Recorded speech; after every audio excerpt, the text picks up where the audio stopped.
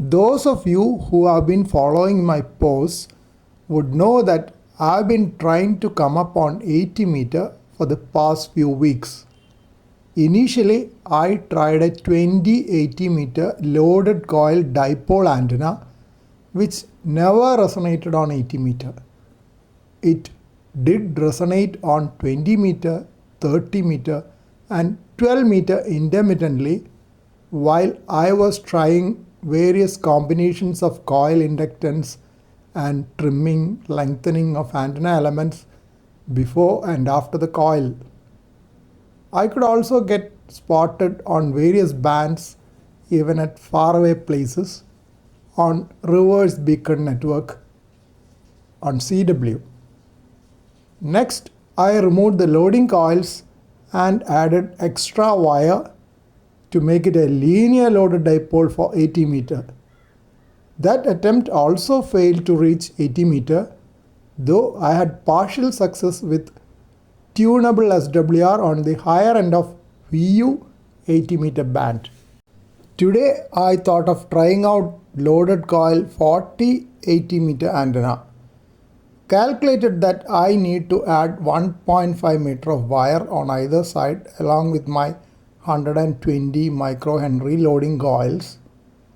As I did not have space to accommodate the extra length, I added the coil and kept the extra wire at almost 90 degrees to the inner antenna elements in the horizontal plane, hoping that it might work.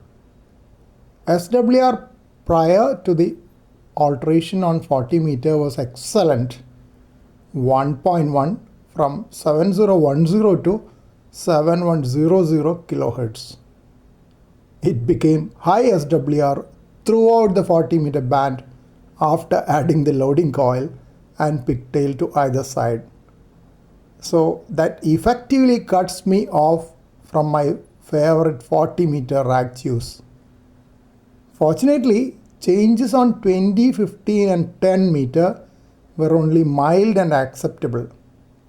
In fact, it was better on 21010 kHz where it came down from 4 initially to 2.2. Upper end of 20 meter continued to be at an SWR of 1.1, which is excellent for me. What would have caused this catastrophe on 40 meter? I am considering 3 possibilities. I had unfolded the terminal end of 40 meter elements maybe by 30 centimeter or more while connecting the loading coils, which would shift the resonance of the 40 meter amateur radio band. Secondly, the loading coils would have changed the resonance point of the 40 meter elements.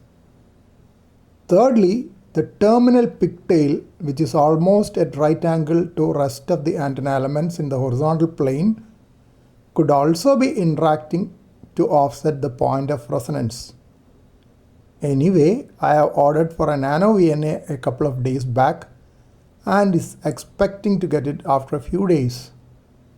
As further alterations would mean trimming previously perfectly tuned 40 meter elements, I wish to wait for the nano VNA and check the current resonant points before making any trimming.